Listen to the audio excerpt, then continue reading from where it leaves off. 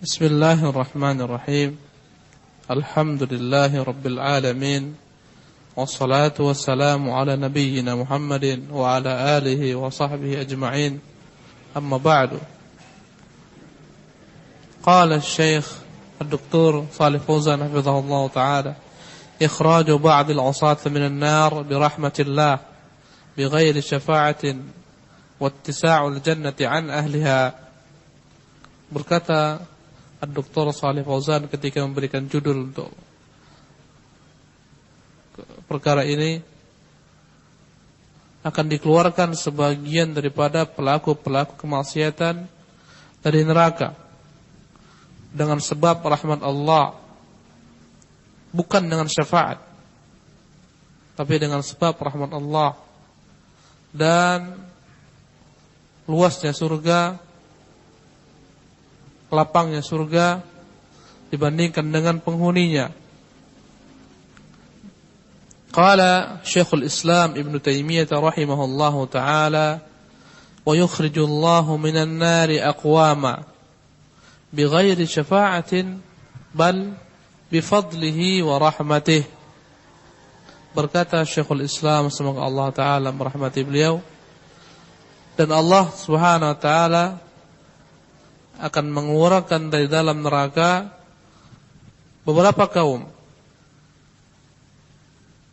bukan dengan syafaat, tetapi dengan karunia-Nya dan rahmat-Nya.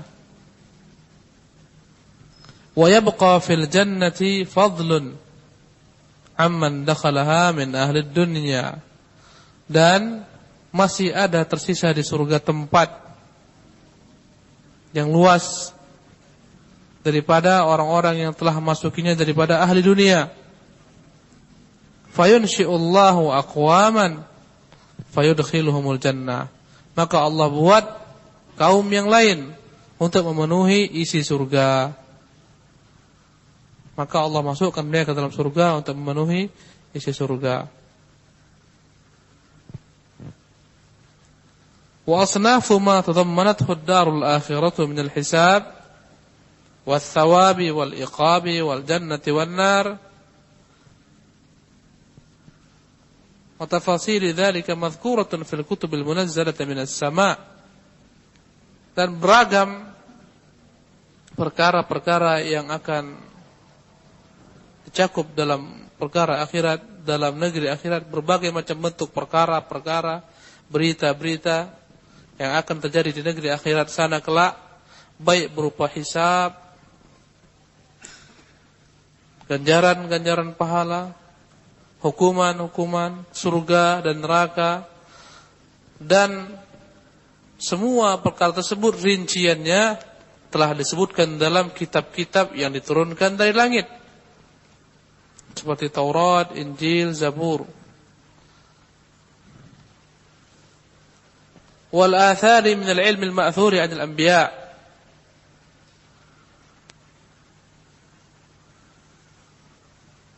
Demikian juga akan didapati daripada athar-athar, perkataan-perkataan yang didapat, yang ditinggalkan, yang diucapkan oleh para nabi-nabi. Wa fil ilmil mawruthi an Muhammadin sallallahu alaihi wasallam, dan akan pula didapati daripada ilmu yang diwariskan oleh Muhammad sallallahu alaihi wasallam, min dzalika ma yashfi wa yakfi, dan akan dapati pula dalam ilmu yang diwariskan oleh Nabi Muhammad sallallahu alaihi wasallam, ma yashfi wa yakfi, yang akan dapat memuaskan dahaga dan cukup, tidak perlu kepada buku yang lain. Faman ibtaghahu wajadah, barang siapa yang ingin mencari keterangan tentang perkara ini, tentang surga, neraka, ancaman-ancaman, siksa-siksa, pahala-pahala, dan perkara-perkara lainnya, hisab, hendaklah dia lihat daripada ilmu yang diwariskan Muhammad sallallahu alaihi wasallam berupa sunnah beliau. Itu lebih daripada cukup. Yang ingin mencarinya pasti akan dia dapati. Taib, iqra. Syarah. Asy-syarh التاسع لما ذكر الشيخ رحمه الله أن من أنواع الشفاعات التي تقع بإذن الله الشفاعة بإخراج بعض من دخلوا النار منها ذكر هنا أن الخروج من النار له سبب آخر غير الشفاعة سبب آخر غير الشفاعة وهو رحمة الله سبحانه وفضله وإحسانه فيخرج من النار من عصاة الموحدين فيخرج من النار من عصاة الموحدين من في قلبه أدنى مثقال حبة من إيمان قال الله تعالى إن الله لا يغفر أن يشرك به ويغفر ما دون ذلك لمن يشاء الآية 48 من سورة النساء وفي الحديث المتفق عليه يقول الله تعالى شفعت الملائكة وشفع النبيون وشفع المؤمنون ولم يبق إلا أرحم الراحمين فيقبض قبضة من النار فيقبض قبضة من النار فيخرج منها قوما لم يعملوا خيرا قط الحديث. Jamil. Berkata Dr. Shalih Fauzan ketika menjelaskan perkataan Syekhul Islam ini, lamma dzakara asy-syekh rahimahullahu anna min anwa'i syafa'at allati taqa'u bi idznillah asy-syafa'atu bi ikhraj ba'd man dakhala an-nar minha. Tatkala Syekhul Islam menjelaskan di antara jenis-jenis syafaat yang akan terjadi kelak dengan izin Allah adalah syafaat dengan mengeluarkan sebagian daripada orang-orang yang telah masuk ke dalam neraka, dikeluarkan daripadanya, dimasukkan ke dalam surga. Kita telah jelaskan kemarin dari jenis syafaat banyak, ya. Ada yang khusus untuk Nabi sallallahu alaihi wasallam saja, syafaatul uzma, syafaat kepada pamannya, yakni Abi Thalib, syafaat agar orang masuk ke surga, ini khusus untuk Nabi. Ada syafaat lain, syafaat yang juga berlaku untuk Nabi dan selain Nabi, dari golongan malaikat, para syuhada dan lain-lainnya. Dan di antara syafaat mereka adalah mengeluarkan orang-orang yang telah masuk ke dalam neraka untuk dimasukkan ke dalam surga. Maka dzakara huna anna al-khuruj minan nar lahu sababun akharu ghairu syafa'ah. Maka dalam hal ini Syekhul Islam menyebutkan lagi bahwasanya ada sebab lainnya yang akan dapat membuat seorang dikeluarkan dari dalam neraka. Bukan hanya syafaat saja. Ada sebab lainnya kenapa seorang dapat dikeluarkan dari dalam neraka. Bukan hanya syafaat. Wa huwa rahmatullahi subhanahu wa fadluh wa ihsanuh. Apa sebab selain daripada syafaat? Yaitu sebab rahmat Allah subhanahu wa ta'ala, karunia-Nya dan kebaikannya. Ini tanpa syafaat. Sudah selesai semua ambil syafaat, maka Allah SWT ya mengeluarkan orang-orang yang masuk ke dalam neraka untuk dimasukkan ke dalam surga dengan rahmat-Nya, bukan dengan syafaat. Tanpa ada syafaat. Berkata Syekh Fauzan hafizahullah, fayukhriju minan nari min usatil muwahhidin. Maka Allah akan keluarkan fayukhriju minan nar min usatil muwahhidin, daripada ahli tauhid yang bermaksiat, yang berbuat dosa besar, man fi qalbihi adna mithqali habbatin min iman. Ahlul maksiyah yang dalam hati mereka terdapat lebih kecil daripada sebesar zarrah dari keimanan. Ini tentunya menunjukkan keutamaan tauhid, bahwasanya Allah Subhanahu wa taala akan mengeluarkan dari dalam neraka orang-orang yang dalam hatinya ada yang lebih kecil daripada semisal zarrah. Zarrah itu binatang serangga, seperti semut bahkan lebih kecil daripadanya. Zarrah dalam ungkapan bahasa Arab adalah benda yang dianggap yang paling terkecil, perumpamaan yang menunjukkan paling kecil. Jadi kata Rasulullah bahwasanya kelak akan dikeluarkan dari dalam neraka orang yang dalam hatinya ada lebih kecil daripada zarrah, daripada keimanan. Qala Allah Ta'ala, Allah berfirman, innallaha la yaghfiru an yushraka bih wa yaghfiru ma duna dzalika liman yasha. Sesungguhnya Allah tidak akan mengampuni siapa-siapa yang menyekutukan Dia, dan akan mengampuni apa-apa selain itu kepada siapa-siapa yang dikehendaki Allah.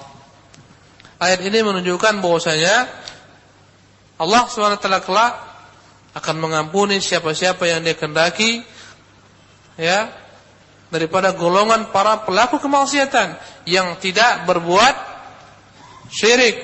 Ini menunjukkan keutamaan tauhid, keutamaan iman. Apapun yang diperbuat oleh ahlul maksiyah, kalaupun dia masuk di dalam neraka, akan ada masanya dia dikeluarkan dari dalamnya, dimasukkan ke dalam surga. Dan ini menunjukkan betapa dahsyatnya pelaku-pelaku kesyirikan, kaum musyrikin, bahwasanya mereka tidak akan diampuni oleh Allah Subhanahu wa taala sama sekali. Tidak akan pernah mereka dikeluarkan dari dalam neraka sama sekali. Mereka akan berkekalan di dalamnya selama-lamanya. Wa fil haditsil muttafaqi alaihi, dalam hadis yang disepakati oleh Bukhari Muslim, yaqulullah, Allah berfirman, syafa'atil malaikah wa syafa'an nabiyyun wa syafa'al mu'minun wa lam yabqa illa arhamur rahimin.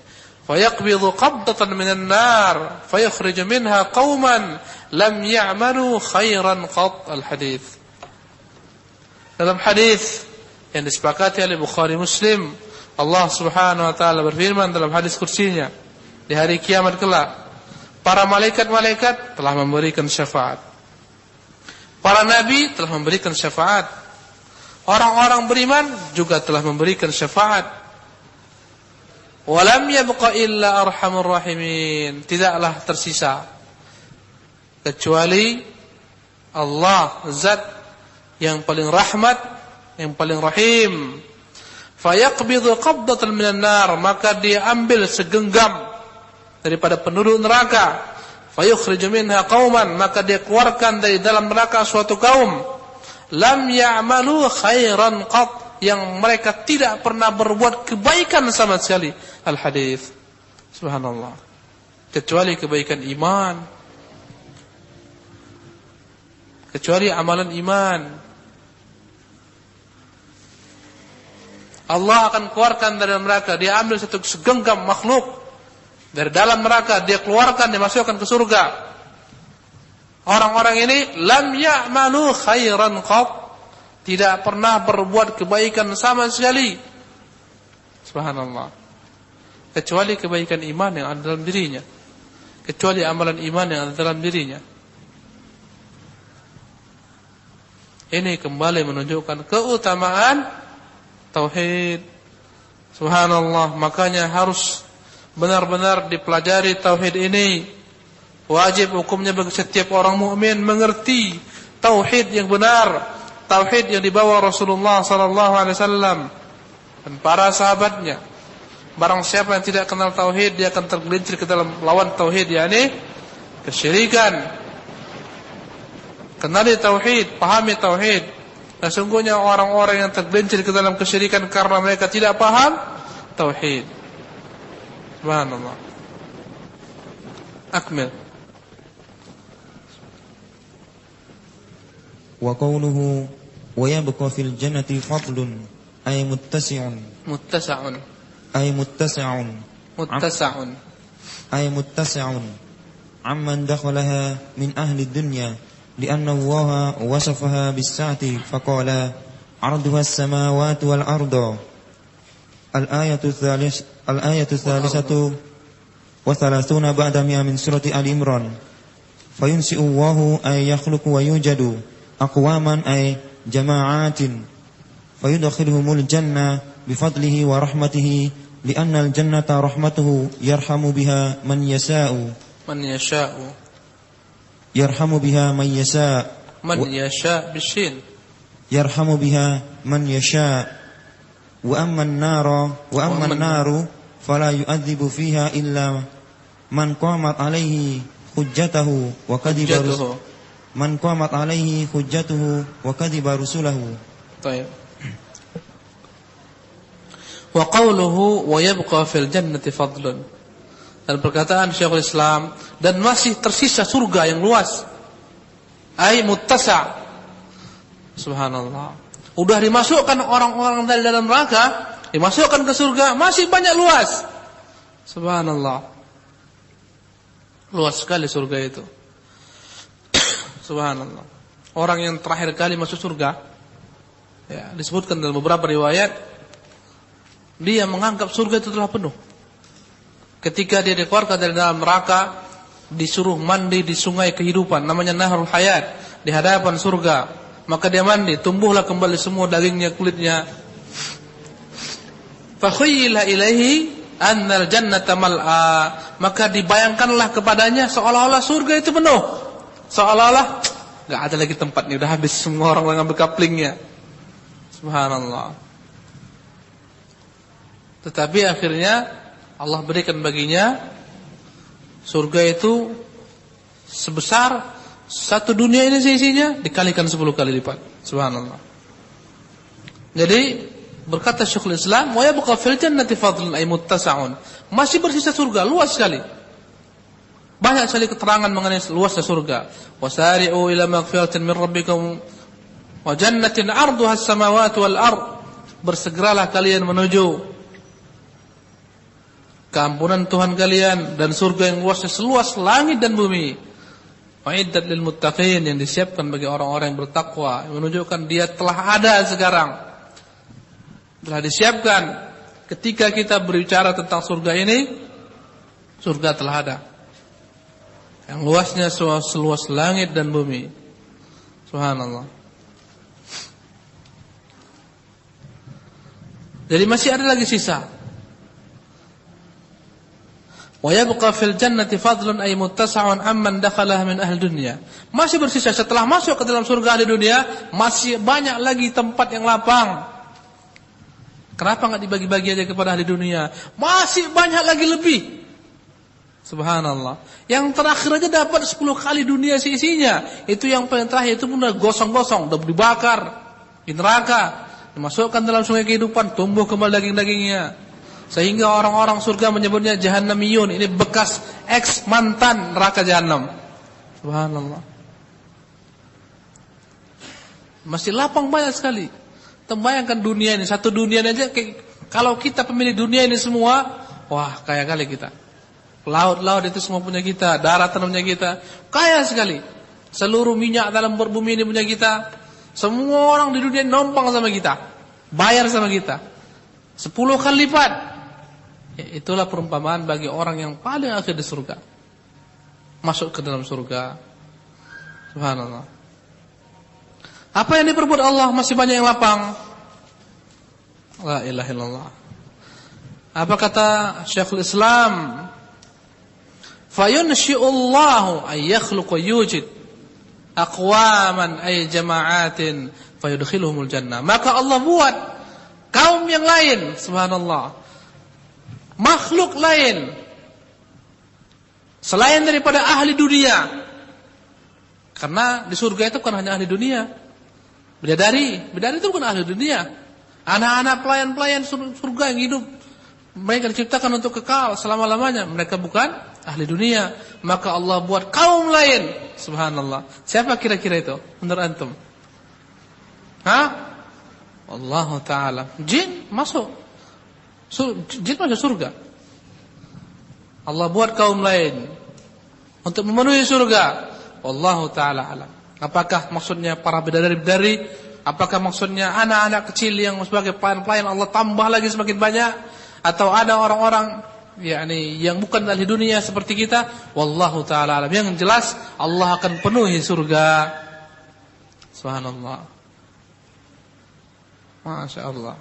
Bagaimana dengan neraka? Neraka pun demikian. Dimasukkan, setiap kali dimasukkan ke dalam neraka, penghuni neraka terus berkata-kata, hal min mazid. Masih ada tambah, masukkan lagi. Masih ada tambah, masukkan lagi. Penuh, masukkan lagi. Sudah masuk semua ahli neraka ke dalam neraka. Neraka masih lapang, masih terus-menerus berkata, hal min mazid. Tambah. Fayadha'ul jabbaru qadamahu 'alaiha.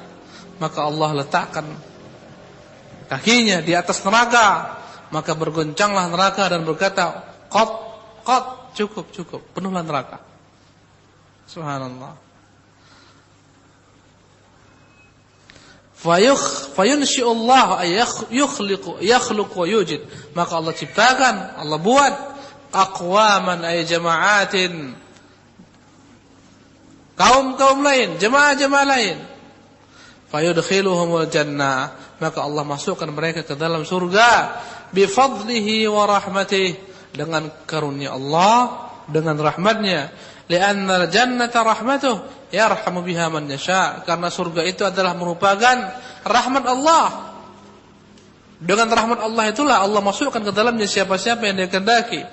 Wa amman naru fala yu'adzibu fiha illa man qamat alaihi hujjatuh wa kadzdzaba rusulah. Adapun neraka, maka tidak akan Allah azab dengan neraka kecuali orang-orang yang telah sampai kepada mereka hujjah, ilmu, dalil, keterangan daripada Nabi dan para Rasul. Kemudian wa kadzdzaba rusulah, mereka mendustakan para Rasul tersebut. Tidak akan dimasukkan ke dalam neraka kecuali orang-orang yang telah sampai kepada mereka ilmu, hujjah, telah sampai kepada mereka tentang Islam, tentang Rasulullah, tentang para Nabi. Kemudian mereka tidak menerima wahyu, mereka membelakangi wahyu. Mereka menentang para nabi, mereka mendustakan para rasul, bahkan mereka membunuh para nabi. Maka orang-orang seperti ini Allah akan masukkan mereka ke dalam neraka. Allah azab mereka dengan neraka. Ini menunjukkan bahwasanya Allah tidak akan mengazab suatu kaum sebelum sampai kepada mereka hujjah. Subhanallah. Ini penting sekali, ikhwan. Penting sekali. Bahkan antum lihatlah Rasulullah sallallahu alaihi wasallam dalam medan peperangan, ketika beliau memerangi orang-orang kufar, tidak pernah Rasul langsung memerangi orang-orang kufar sebelum tegakkan kepada mereka hujjah. Dia kirim utusan, ya, masuk Islam kalian akan selamat, kalian terjaga darah dan harta kalian. Jika enggan dengan Islam, bayarlah upeti, kalian di bawah perlindungan Islam dan kaum muslimin.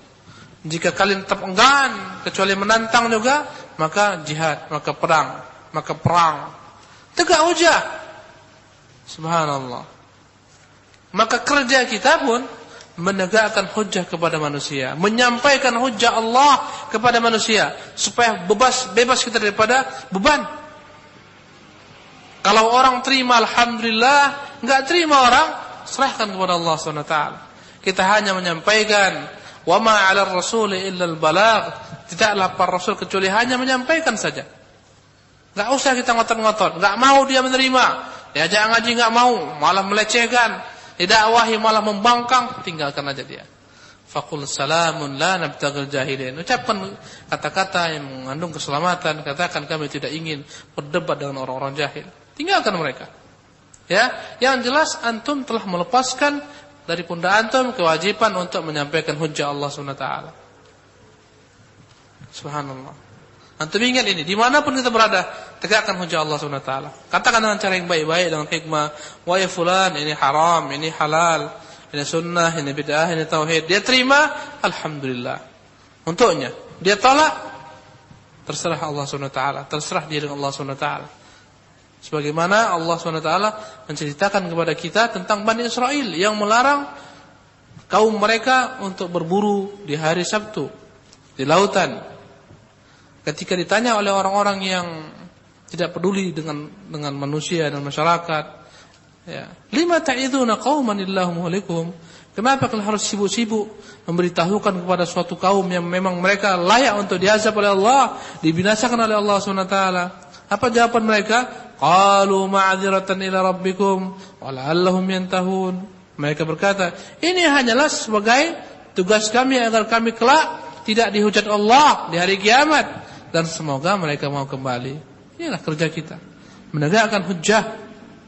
Ya, maka kita tidak boleh vonis seorang sampai tegakkan kepadanya hujjah. Walaupun orang berbuat syirik, jangan langsung antum vonis musyrik, kafir. sampai tegakkan kepadanya hujjah. Jangan-jangan dia enggak tahu, wahai fulan ittaqillah, ini perbuatan syirik yang saya ketahui, dalilnya ini. Ini sabda Rasulullah ini, perkataan sahabat ini. Kalau Anda kata membangkang dia, tinggalkan. Tegakkan hujjah kepada manusia, kepada masyarakat. Itu kerja kita semua. Mau terima alhamdulillah, enggak mau terima udah. Nampak kawan kita terus katakan, ya akhi barakallahu fiik, jalan antum yang tempuh ini salah. Yang benarnya begini, dalilnya begini.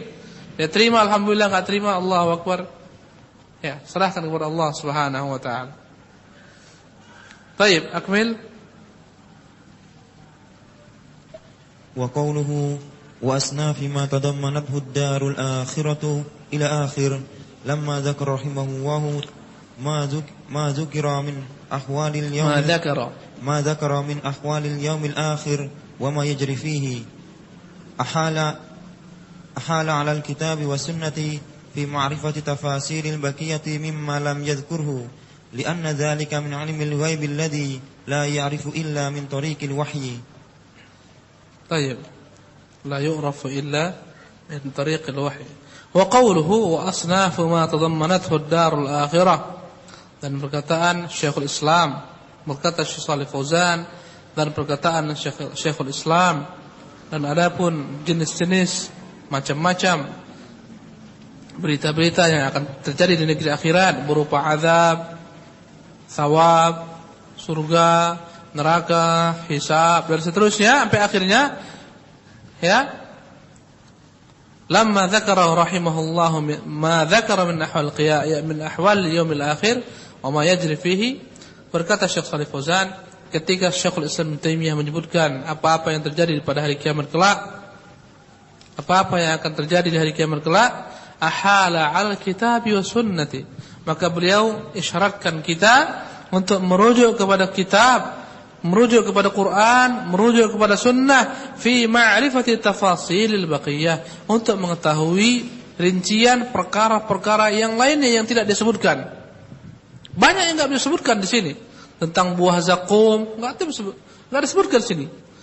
Di neraka kelak ada namanya buah zakum.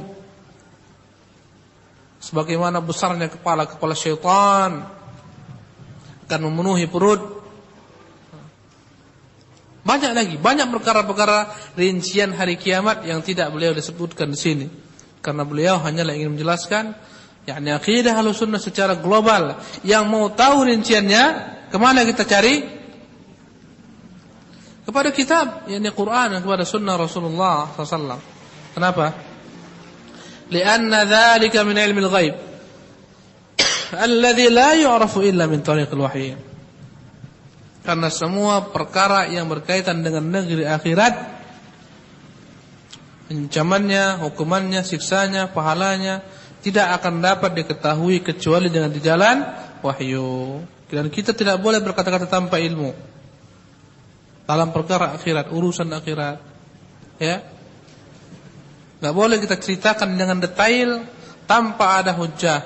Kita hanya menyampaikan apa-apa yang terdapat di dalam kitab Allah dan sunnah Rasulnya yang mulia.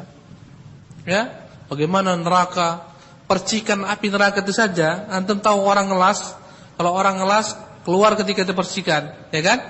Bunga-bunga api. Bunga-bunga api neraka itu kal qasr. Tarmi bi syararin kal qasr.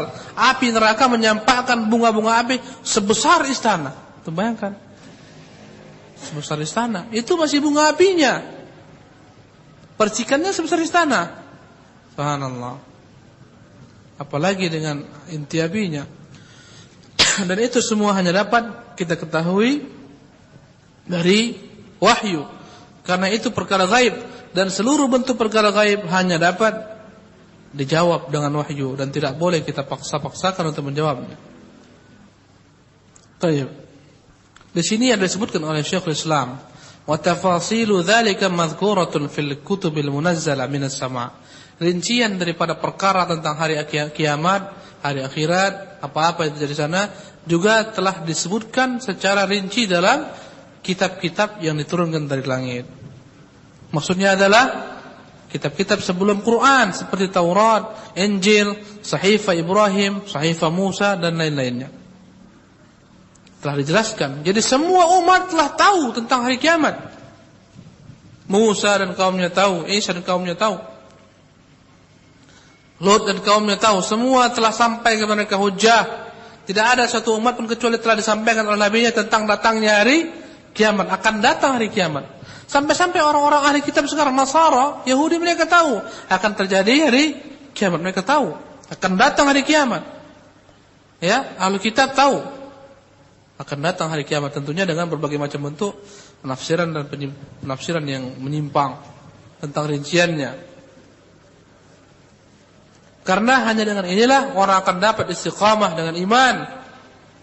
Karena dia tahu apapun yang dia berbuat nanti akan dapat balasannya kelak di hari kiamat. Makanya harus sampai kepada manusia hujjah, ilmu adanya hari kiamat, supaya kelak orang bersiap-siap, berbekal, berbuat baik untuk mendapatkan balasannya di hari kiamat. Supaya orang-orang yang berbuat kejahatan, berbuat kemaksiatan, pikir-pikir ulang kembali, sesungguhnya apapun yang dia buat akan didapati balasannya di hari kiamat.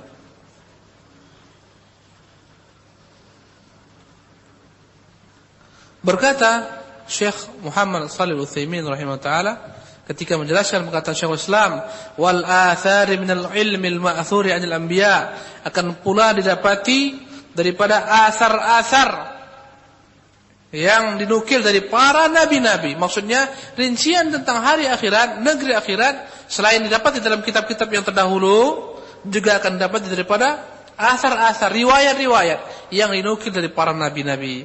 Berkata Syekh Muhammad Shalih Al-Utsaimin, "I'lam anna al-ilma al-ma'thur 'anil anbiya'i qisman."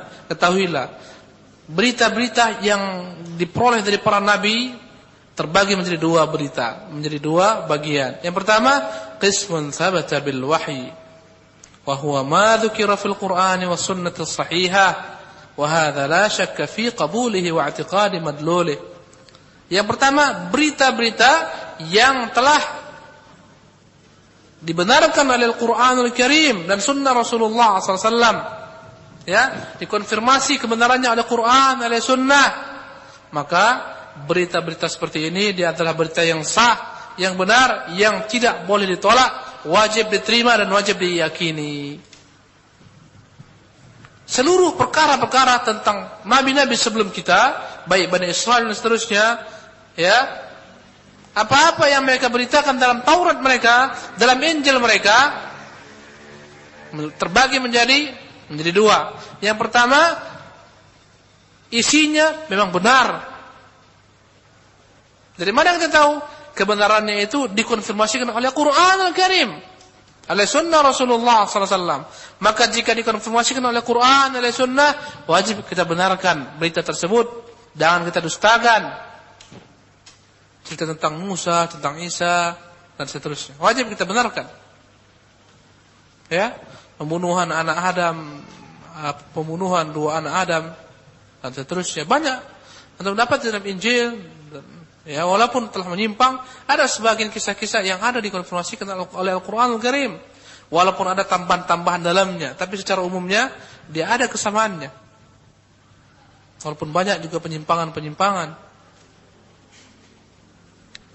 Ini yang pertama, berita-berita yang didapatkan dari para nabi sebelumnya tentang Bani Israil dan seterusnya, yang dikonfirmasikan kebenarannya oleh Al-Quran dan Sunnah. Yang kedua, berita-berita, riwayat-riwayat yang bukan bersumber, ya, berita-berita atau riwayat-riwayat yang datang bukan dari wahyu,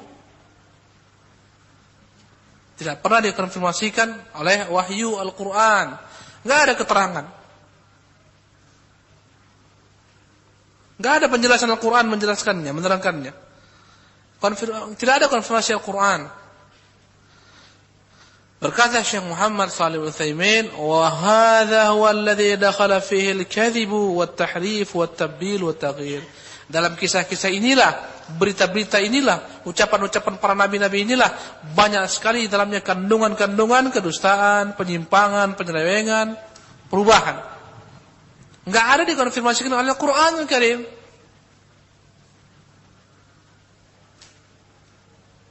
Ya, banyak. ولهذا لا بد من أن يكون الإنسان حذرا مما ينقل بهذه الطريق عن الأنبياء السابقين. Maka wajib bagi setiap orang berhati-hati untuk menceritakan ulang kembali apa-apa yang terjadi tentang para nabi-nabi terdahulu yang tidak dikonfirmasikan oleh Quran. Hati-hati. Hatta qala Rasulullah sallallahu alaihi wasallam, sampai-sampai Rasulullah bersabda, "Idza haddatsakum ahlul kitab fala tusaddiquhum wa la tukadzibuhum." Kalaulah orang-orang ahlul kitab menceritakan kepada kalian tentang agama mereka, nabi-nabi mereka yang terdahulu, ya, kisah-kisah mereka yang terdahulu, jangan kalian membenarkan mereka dan jangan pula mendustakan. Qulu, tapi ucapkan saja, amanna bima unzila ilaina wa ma unzila ilaikum. Kami beriman dengan semua yang telah diturunkan kepada kami dan apa-apa yang telah diturunkan kepada kalian. Hadis ini dikeluarkan Imam Ahmad rahimahullah taala. Demikian Imam Bukhari mengeluarkan dari Abu Hurairah radhiyallahu taala anhu. Kata Rasulullah, jika ahlu kitab menceritakan kepada kalian berita-berita tentang nabi-nabi mereka sebelumnya, kisah-kisah mereka sebelumnya, jangan kalian benarkan mereka, jangan pula dustakan. Kenapa? Tidak boleh kita dustakan dan tidak boleh kita benarkan. Karena kalau kita katakan ya benar, boleh jadi yang kau katakan benar itu adalah perkara batil dan engkau enggak tahu. Perkara dusta. Kalaupun kau katakan enggak, ini dusta, boleh jadi apa yang diungkapkan itu hak, benar. Makanya kalau kita enggak tahu, jangan kita katakan hak atau batil, kita diam. Katakan saja, kami beriman dengan semua wahyu yang diturunkan kepada kami dan yang diturunkan kepada kalian. Katakan, jika ini memang benar daripada Allah, aku beriman dengannya. Oleh karena itu para ulama membagi berita-berita, riwayat-riwayat tentang para nabi-nabi sebelum kita, tentang Bani Israel, ya, atau yang disebut dengan nama Israiliyat, menjadi 3 bagian. Berita-berita tentang Bani Israel, tentang nabi-nabi sebelum kita, umat sebelum kita, dibagi menjadi 3 bagian. Yang pertama, ma syahida syar'una bisidqih. Yang pertama adalah berita-berita yang dibenarkan oleh syariat kita, dibenarkan oleh Quran, dibenarkan oleh sunnah, maka wajib kita imani, kita benarkan. Yang kedua, ma syahida syar'una bikadzibih. Apa-apa yang dijelaskan oleh syariat kita bahwa itu adalah dusta, kedustaan, maka wajib kita dustakan pula.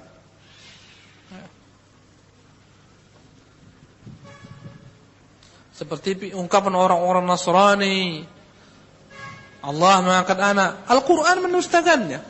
Mattakhadallahu min ilah. Allah enggak pernah mengangkat anak.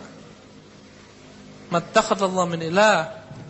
Idzan ladhaba kullu ilahin mimma khalaq wala ala ba'dhum ala ba'din. Kalau ada Tuhan selain Allah, maka masing-masing Tuhan akan membuat ciptaan-ciptaan masing-masing. Maka sebagian Tuhan akan mengalahkan Tuhan lainnya. Enggak ada. Bahkan Allah mendustakan orang-orang Nasara yang mengatakan Isa anak Allah. Laqad kafara alladziina qalu innal Masih ibnu Maryam. Laqad kafara alladziina qalu innallaha tsalitsah. Telah kafirlah orang-orang yang mengatakan Allah adalah merupakan satu oknum daripada 3 oknum. Allah kafirkan mereka.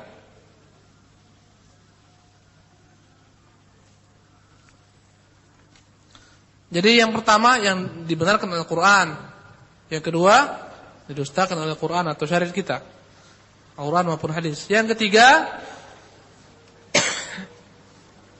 ma lam yuhkam bisidqihi wal kadhibi, yang tidak ada konfirmasi Quran atau sunnah syariat kita.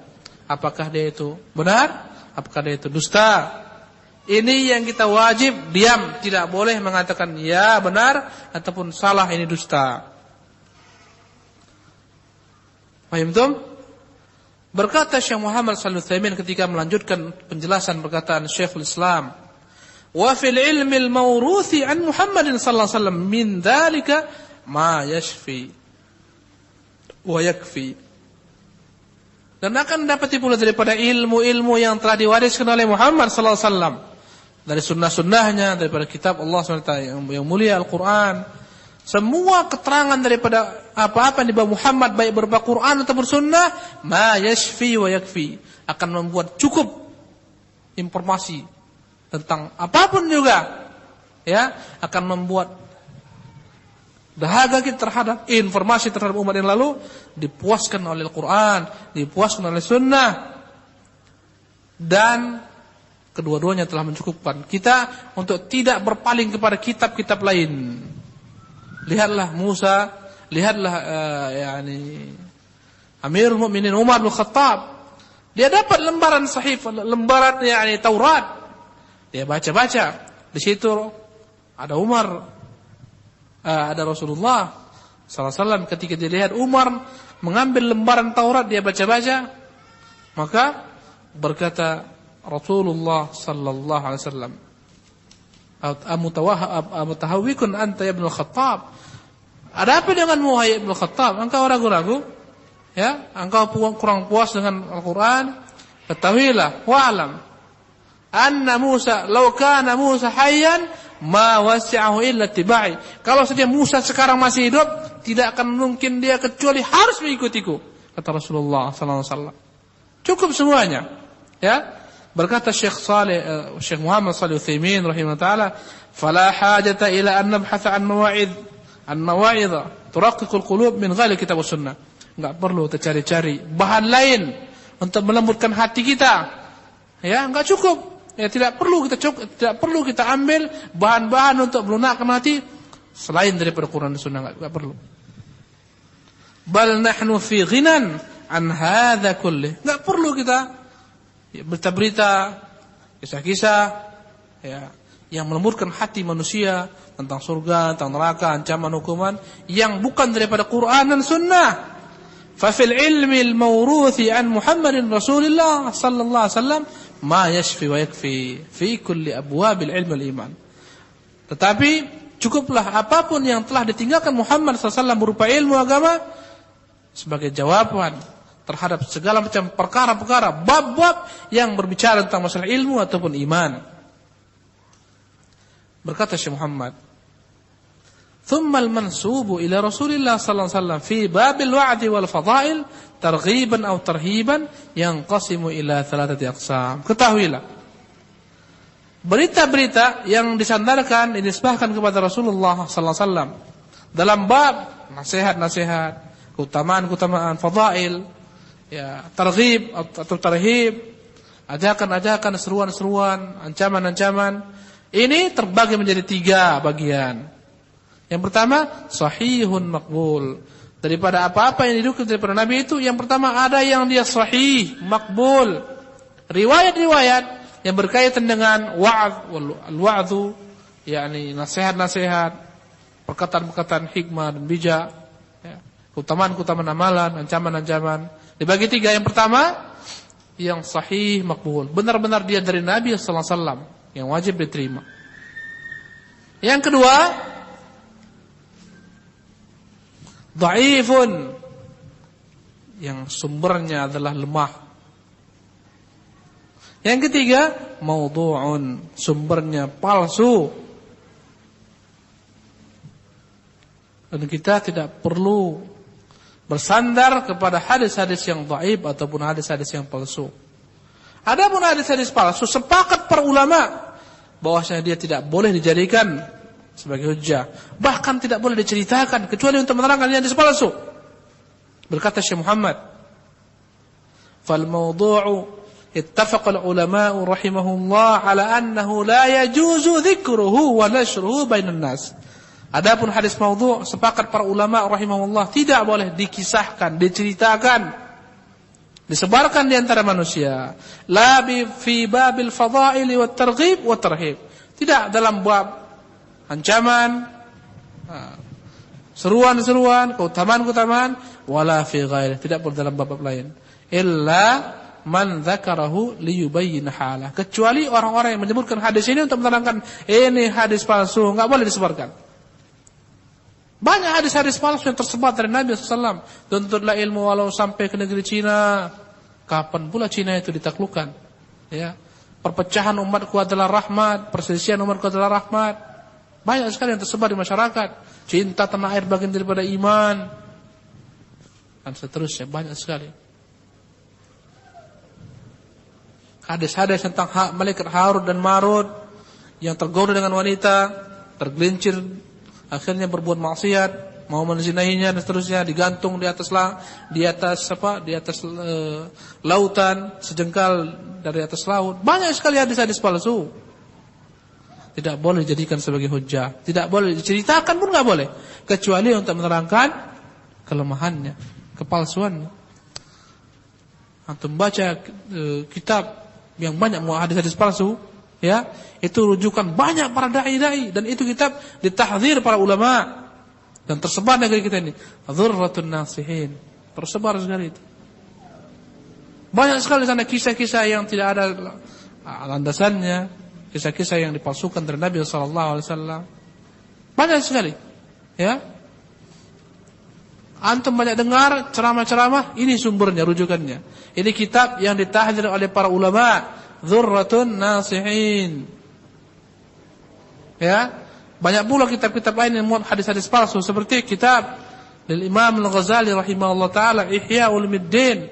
Banyak sekali keterangan-keterangan daripada hadis-hadis yang palsu tentang amalan-amalan, ya, dan seterusnya. Daqaiqul Akhbar, ya, berita alam gaib terjemahannya. Dalam kitab ini banyak sekali keterangan-keterangan dari Rasulullah tentang hadis-hadis palsu, ya, yang enggak ada sama sekali landasannya, bertentangan. Disebutkan asal muasal penciptaan ini adalah makhluk yang pertama tercipta adalah Nur Muhammad, kemudian dia melihat Allah SWT, kemudian dia berkeringat, lahirlah malaikat, ini segala macam. Ini semuanya batil. Adam dalam riwayat ini dikatakan semua dari Nur Muhammad, ya, Adam dan Nur Muhammad, syaitan, malaikat, semua ini batil, bertentangan dengan hadis-hadis. Jin daripada api diciptakan, manusia daripada tanah, bukan dari Nur Muhammad. Sehingga banyaklah, ya, dikarang syair-syair yang memuja Rasulullah lebih daripada posisi beliau sebagai manusia, ya, anta nurun ala nur, dan seterusnya.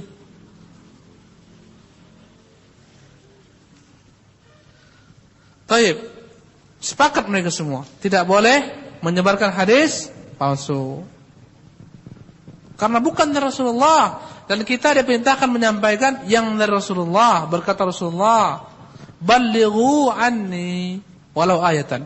Sampaikanlah yang datang dariku walaupun satu ayat. Kalau hadis palsu bukan datang dari Rasulullah, maka jangan disampaikan, ya. Maka alangkah naifnya, alangkah bodohnya orang yang berpikiran berarti banyak yang enggak boleh sampaikan. Payah orang-orang itu. Semua hadis dibilang palsu. Hadis-hadis enggak boleh disampaikan kecuali yang sahih. Kerja kalian tiap hari bilang sahih, dhaif, sahih, dhaif. Kapan dakwah tersebar? Ini syubhat. Demi Allah enggak ada gunanya tersebar dakwah dengan hadis-hadis palsu. Mengajari umat kebodohan. Mengajarkan umat sesuatu yang tidak pernah dikatakan nabinya yang mulia. Subhanallah. Banyak kita dengar. Allah, tiap hari kalian belajar sahih, dhaif, sahih, dhaif, maudhu'. Kapan tersebar dakwah ini? Butuh. Orang butuhkannya. Di pulau-pulau sana banyak yang butuh dakwah. Di sini, di sana, di sini. Untuk apa? Untuk menyebar kemana-mana bawa hadis-hadis palsu. Nyampaikan kepada manusia yang bukan dari Rasulullah sallallahu alaihi wasallam. Subhanallah. Yang terkadang merusak akidah, ya. Tentang Nur Muhammadi. Nur Muhammad itu banyak merusak akidah. Banyak merusak Muhammad, banyak merusak akidah. Akidah umat Muhammad sallallahu alaihi wasallam. Banyak dikarang nur, macam-macam. Ya. Doa nubuat Muhammad, macam-macam ikhwan. Kemudian adapun yang ketiga tentang hadis dhaif, berselisih para ulama. Bolehkah dia dipakai atau enggak boleh dipakai? Ini antum catat, penting sekali, banyak sekali ahlul batil bersandar dengan hadis ini. Ya. Sebentar-sebentar mereka mengatakan, tapi boleh kita memegang hadis-hadis dhaif. Padahal mereka enggak tahu bahwasanya itu ada syarat-syaratnya dan bukan hadis yang tingkatnya sampai kepada palsu. Yang didustakan itu bukan dhaif lagi, itu maudhu' jelas. Banyak orang-orang yang karena nggak pernah paham tentang hadis, ketika kita dengar dia meriwayatkan hadis-hadis yang dhaif, dia katakan dalam hadis dhaif kan ulama berselisih. Ada yang bolehkan untuk meriwayatkannya. Ingat, sekarang antum perlu pembahasan tentang perkara ini. Berkata Syekh Muhammad, "Walladzina qalu bijawazi nashrihi wa naqlihi ishtaratu fihi thalathata syurut." Sebagian ulama yang mengatakan haram beramal dengan hadis-hadis yang dhaif. Sebagian membolehkan dengan 3 syarat yang sekarang antum pahami. Yang bolehkan dengan 3 syarat ini pahami dia. Membolehkan dengan 3 syarat ini harus antum pahami supaya tegak hujah kepada mereka ahlul jahli wal batil. Syarat yang pertama, an la yakuna ad-dha'fu syadida. An la yakuna ad-dha'fu syadidan. Harus yang pertama, syarat yang pertama, dhaifnya, kelemahannya tidak bersangatan. Karena yang namanya hadis lemah itu bertingkat-tingkat. Ya. Tidak semua hadis yang lemah bisa terangkat kepada hadis yang sahih. Alla yakuna ad-dha'fu syadida, jangan sampai bersangatan kelemahannya. Semua hadis ya, dia lemah karena 2 faktor yang paling utama. Yang pertama karena faktor kepribadian sang pembawa hadis ini, pembawa riwayat ini. Semua sebab-sebab yang kembali kepada kepribadian orang ini bermasalah tidak diterima hadisnya walaupun dhaif, enggak bisa terangkat dia. Contohnya orangnya apa? Orangnya ahlul bid'ah yang menyeru kepada bid'ahnya enggak diterima. Fasik, enggak diterima hadisnya. Ya? Fasik dengan berdusta enggak pernah diterima hadisnya. Ketika berbicara berdusta enggak bisa diterima hadisnya.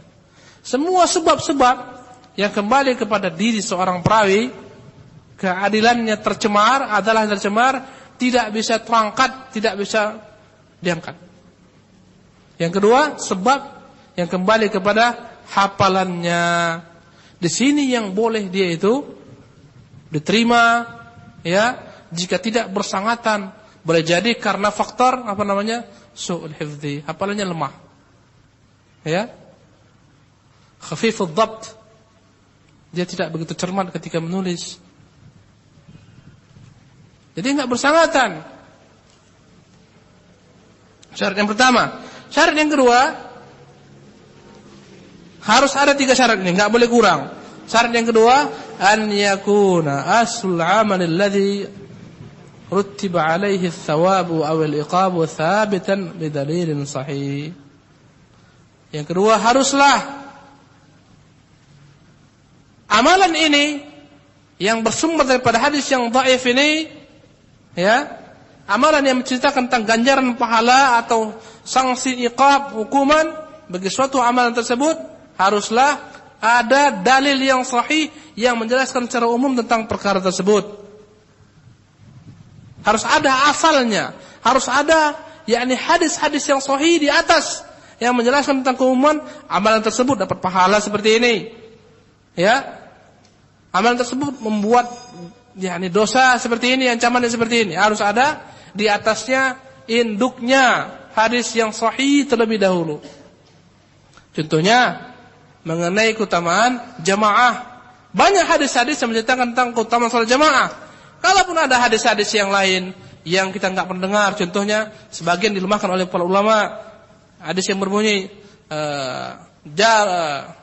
la salata li jaril masjid illa fil masjid. Tidak ada salat, tidak sah salat seorang tetangga yang bertangga dengan masjid kecuali di masjid. Sebagian melemahkan hadis ini. Ya. Tapi ada hadis-hadis lain yang menceritakan tentang keutamaan jamaah. Ancaman yang meninggalkannya. Jadi yang kedua syaratnya harus ada asal hadis. Harus ada dalil yang sahih, yakni yang menjelaskan secara umum tentang keutamaan suatu amalan ataupun ancaman kepada suatu amalan. Enggak boleh dia datang sendiri tanpa ada keterangan dari hadis-hadis yang menginduk kepadanya. Antum paham ini yang kedua? Paham enggak? Enggak boleh kita langsung pakai hadis dhaif tanpa ada sandarannya daripada hadis yang sahih, enggak boleh. Harus ada sandarannya terlebih dahulu. Baru dia menerangkan tentang rinciannya saja. Contohnya ada hadis keterangan-keterangan mengenai keutamaan, contohnya qiyamul lail, keterangan mengenai tahajud, ada hadis-hadis yang sahih. Muncul hadis-hadis yang lain yang perawinya dilemahkan, dhaif, ya, maka seperti ini baru boleh diamalkan. Tetapi ingat, harus diiringi dengan syarat yang ketiga. Apa syarat yang ketiga? An la ya'taqid anna an-nabiy sallallahu alaihi wasallam qala. Jangan sampai dia meyakini bahwa Nabi benar-benar mengatakannya, enggak boleh diyakini. Bal yakunu mutaraddidan ghairu jazimin. Tapi dia harus ragu-ragu. Tidak yakin dia dalam menerima keterangan ini, keterangan tentang ganjaran amalan ini, ancaman amalan itu, ya, yang tidak ada, artinya yang tidak kuat perawinya, harus dia. Syarat yang ketiga adalah jangan sampai diyakini ini adalah suatu perkataan yang dikatakan Nabi sallallahu alaihi wasallam, tapi harus dia ragu-ragu. Tapi karena dalam perkara-perkara targhib ataupun tarhib dia amalkan. Ya. Jadi intinya 3 syarat inilah baru boleh seseorang mengamalkan hadis dhaif. Yang pertama, jangan sampai hadisnya bersangatan kelemahan. Yang kedua, hadis ini harus memiliki asal hadis yang sahih yang menjelaskan secara umum tentang amalan tersebut. Dia hanya menyebutkan tentang rincian ganjaran pahalanya, ya, atau rincian tentang ganjaran dosanya. Yang ketiga, jangan sampai dia meyakini bahwa itu adalah suatu perkataan Nabi sallallahu alaihi wasallam dengan benar. Ya, jangan sampai diyakini. Maka ketika dia meriwayatkan hadis ini, jangan dia katakan qala Rasulullah, jangan. Tapi hendaklah dia berkata ruwiya an Rasulillah, dikatakan dari Nabi, diriwayatkan dari Nabi. Kata-kata ruwiya, nuqila ini menunjukkan hadis ini dhaif. Itulah yang mungkin kita dapat dalam sebagian kitab-kitab ulama, ya, seperti kitab Ar-Ruh karangan Imam Ibnu Qayyim rahimahullah taala tentang keutamaan-keutamaan surga, ahlinya, neraka. Dengan kata-kata diriwayatkan. Ya. Rinciannya enggak ada.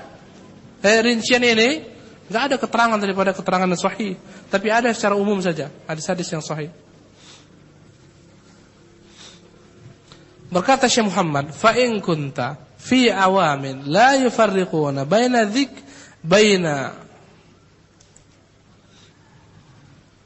dzikrin wa qila wa qal fala ta'ti bihi abada.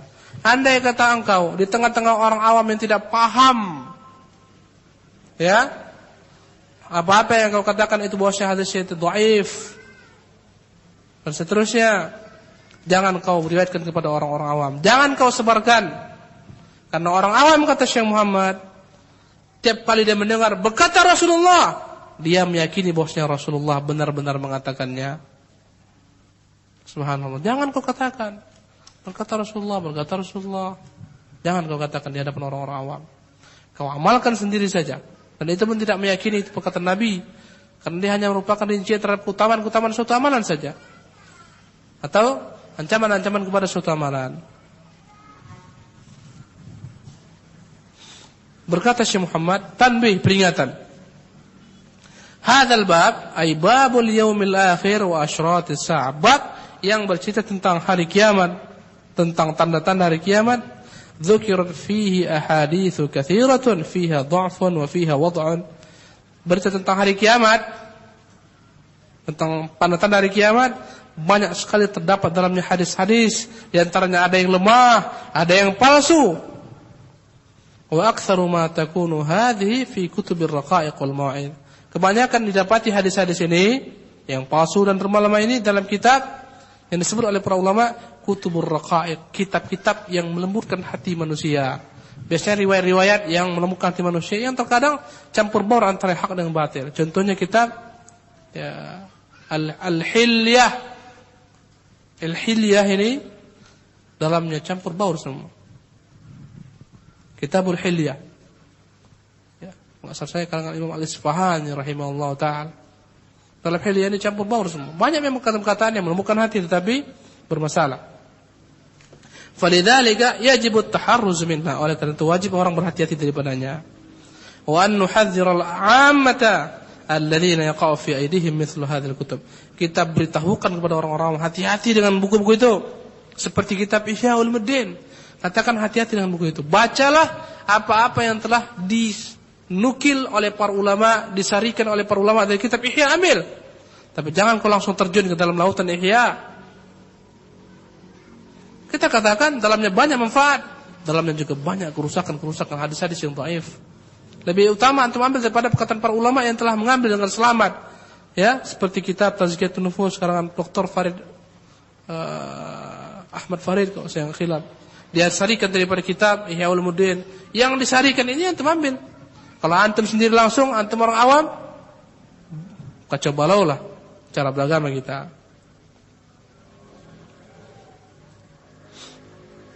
Seperti kitab Dzurratun Nasihin, banyak kitab-kitab yang harus kita berhati-hati tidak mengambilnya. Kata beliau yang terakhir, faman ibtaghahu wajada. Berkata Ibnu Taimiyah, barang siapa yang mau tahu tentang perkara hari kiamat ini, dia akan dapat di dalam agama kita ada, dijelaskan.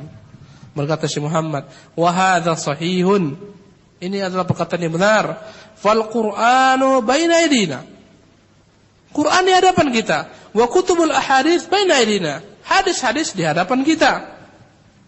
Lakinnaha tahtaju ila tanqihin wa bayan as-sahih minha wa dhaif. Tapi hadis-hadis tersebut dibutuhkan untuk disaring kembali antara yang sahih dengan yang dhaif. Sehingga dapat dijelaskan kepada manusia apa-apa yang mereka boleh yakini, jadikan sebagai i'tiqad daripada hadis-hadis yang telah disaring. Alhamdulillah para ulama kita berupaya untuk mengumpulkan hadis-hadis yang sahih. Seperti Syekh Muhammad Nasir Albani, dia buat kitab namanya Silsilatul Ahadits Shahihah, rantaian daripada hadis-hadis yang sahih, berjilid-jilid. Yang saya ketahui sampai 12 jilid sekarang dah. Memuat banyak hadis. Dia upayakan satu kitab itu memuat 500 hadis yang sahih, dan dia berupaya pula mengumpulkan hadis-hadis yang dhaif dan palsu. Dia sebutkan bukunya dengan judul Silsilatul Ahadits Dhaifah wal Mawdu'ah, rantaian daripada hadis-hadis yang lemah dan yang palsu. Dan para ulama terdahulu juga telah berupaya mengklasifikasikan. Seperti Ibnu Jauzi membuat kitab yang bernama Al-Mawdu'at, hadis-hadis yang palsu dan seterusnya. Ya. Wallahu taala alam. Demikianlah kajian kita malam hari ini. Semoga bermanfaat. Insyaallah taala minggu akan datang kita akan pindah berbicara tentang masalah iman terhadap takdir Allah Subhanahu wa taala. Subhanakallah bihamdik, asyhadu an la ilaha illa anta astaghfiruka wa atubu ilaik. Wa sallallahu wasallam ala nabiyina Muhammadin. Wassalamualaikum warahmatullahi wabarakatuh. Ada yang bertanya? Ada? Fadhal. La haula wala quwwata. Afwan Ustaz, tadi diterangkan bahwa tentang Umar dan Abu Bakar tadi. Ulangi lagi. Tadi diceritakan bahwa tentang Umar dan Abu Bakar tadi tentang saat membaca kitab Injil atau Taurat tadi. Apakah dengan hal itu bisa dikatakan bahwa kalau kita membaca kitab-kitab tersebut haram?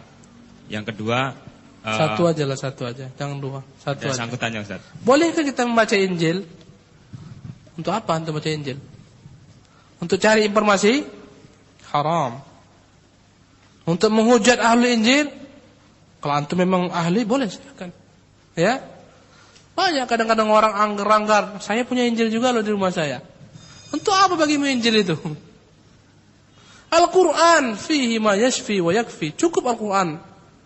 Kecuali memang anda telah mendalami akidah Islam, telah mendalami akidah tentang tauhid, anda memahami agama anda 100%, kemudian anda ingin mendakwai orang-orang di luar agama anda, ahlu kitab, silahkan. Para ulama seperti yang terdahulu seperti Ibnu Qayyim rahimahullah juga punya kitab bantahan kepada orang-orang Nasara, Hidayatul Hayara, judulnya Hidayatul Hayara, petunjuk bagi orang-orang yang kebingungan. Dalamnya dia banyak menukil isi-isi Alkitab. Boleh. Kalau antum memiliki kecenderungan ke sana setelah menguasai akidah Islam. Sayangnya sekarang, banyak orang-orang yang berbicara tentang kristologi, ya, ilmu tentang agama Kristen, Nasara, berdebat dengan orang Nasara, tapi dia rentan sekali, keropos sekali dalam akidah agamanya sendiri. Subhanallah. Banyak. Akhirnya ketika datang syubhat tak bisa dia jawab. Maka wajib seorang yang ingin menegakkan hujjah kepada orang-orang di luar Islam, ahlu kitab, orang Nasara dan Yahudi, wajib bagi dia pertama kali menguasai agamanya dulu. Ya, belajar kitab, belajar tauhid yang benar, belajar manhaj yang benar. Kalau anda kata nggak ada kepentingannya, untuk apa antum simpan itu? Nggak ada manfaatnya. Bagus baca buku para ulama yang mereka udah saring-saring, ya.